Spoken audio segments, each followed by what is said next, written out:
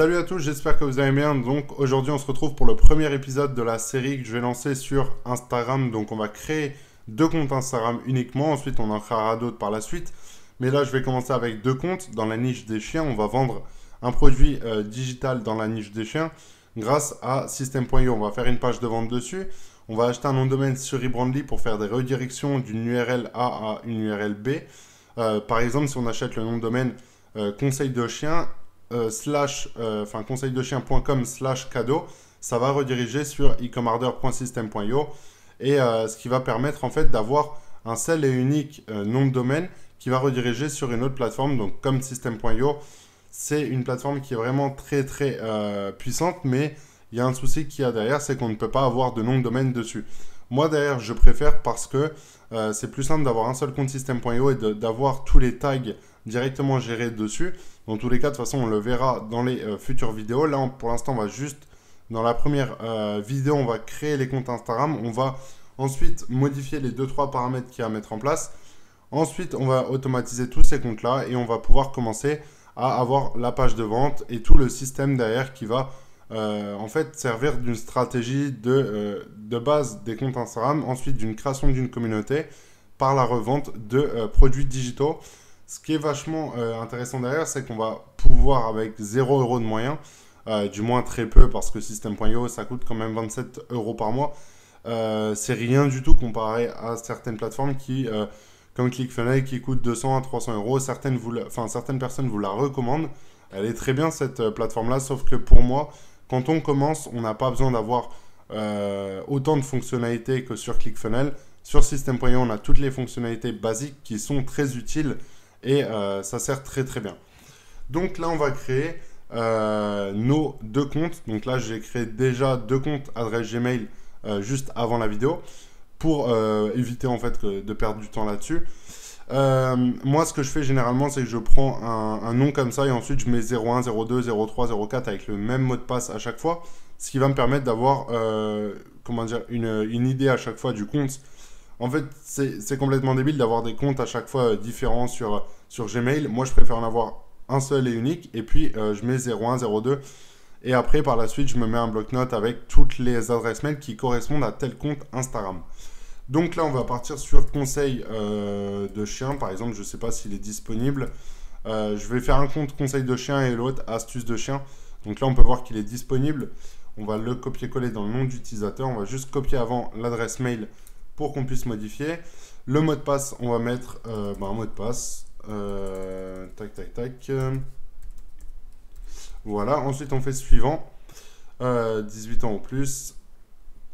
Donc là, pour créer les deux comptes Instagram, rien de compliqué, ça prend 2 minutes chrono à faire. Et puis ensuite, par la suite, on va tout modifier directement sur notre compte. Donc là, on va se déconnecter, on va créer le deuxième directement. Hop, on va modifier, on va mettre 01. Voilà, et ensuite on va mettre astuce de chien. Voilà, et on va le copier-coller dans le nom d'utilisateur. Je ne sais pas du tout s'il est disponible. Je pense que ça devrait le faire. Dans tous les cas, on modifiera au cas où. On met le même mot de passe et on va confirmer. Donc là, on a déjà nos deux comptes de créer sur Instagram. On va modifier la biographie ainsi que les différents paramètres à mettre en place. Je pensais avoir besoin de Gmail, mais finalement, je ne pense pas qu'on en aura besoin. Ils ne vont pas me demander de confirmation maintenant. Pour Gmail, ce qui est intéressant, c'est qu'on peut avoir à chaque fois l'adresse mail différente. Donc, c'est très pratique Gmail. Par contre, le numéro de téléphone, c'est un numéro sur chaque compte. Vous n'allez pas pouvoir avoir plusieurs numéros. Sinon, vous allez vous perdre. En plus de ça, c'est pas utile. On va modifier le profil. On va ajouter une photo de profil. Donc, pour ça, moi, ce que je vous conseille, c'est les cibles livres de droit. Donc, comme je vous dis tout le temps, c'est vraiment là où il y a les plus belles photos. Et puis, ça suffit largement pour commencer. On va juste prendre deux photos. On va pas prendre les premières, sinon on va se retrouver avec les mêmes photos à chaque fois. Et puis, on va prendre celle-là.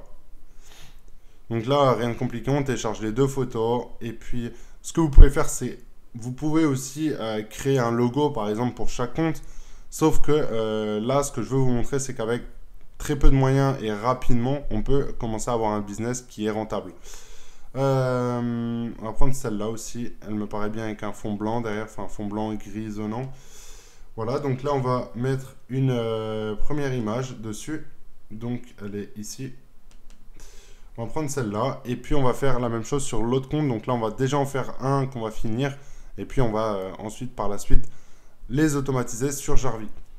Donc, là, on va attendre que ça charge. Le nom, on peut mettre directement astuce de chien avec une majuscule à chaque fois. Ça va être plus propre. Voilà. Alors, il n'y a rien de compliqué hein, pour la création de compte Instagram. Il n'y a pas besoin de s'y connaître pour l'instant pour faire ça.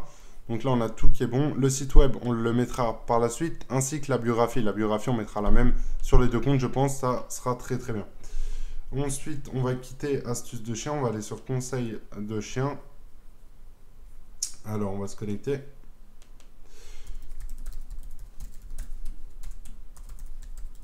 Voilà.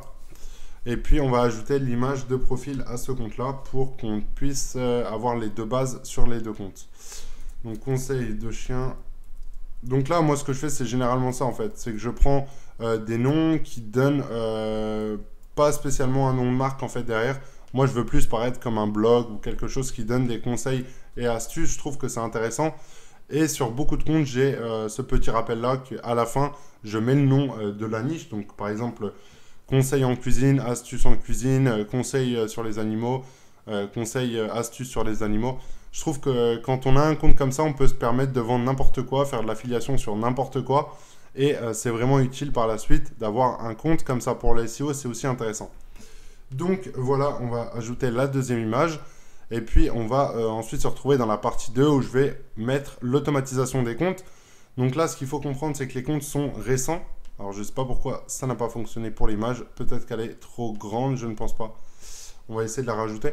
Je vais juste finir sur ce que j'étais en train de dire. Donc, pour la création de compte Instagram, ce que je vous conseille de faire, c'est d'attendre au moins 7 jours avant de les automatiser. Donc là, ce qu'on va faire, c'est que je vais pendant 7 jours ensuite ne rien mettre en place. Et puis ensuite, on se retrouvera. Ou alors, ce que je ferai, c'est que je mettrai des paramètres vraiment bas au début pour l'automatisation sur Jarvis et pour éviter de se faire bloquer dès le début. Ça, c'est quelque chose que beaucoup de personnes font comme erreur, c'est d'ajouter plein de comptes sur Instagram, de les automatiser directement et ensuite ils vont se plaindre comme quoi leur compte est bloqué. Alors par contre, je comprends pas pourquoi l'image ne fonctionne pas. On va juste réessayer.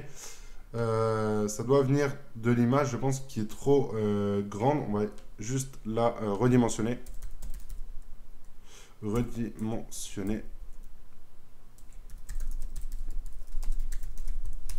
Et puis comme ça va être beaucoup plus simple. Je pense que ça doit être par rapport à l'image. Donc on va juste essayer, ça devrait venir de là. Donc largeur, on va mettre 500. Et en hauteur, pareil. Hop, 500. Non, on va pas conserver les proportions. Si à la limite, comme ça, ce sera plus propre.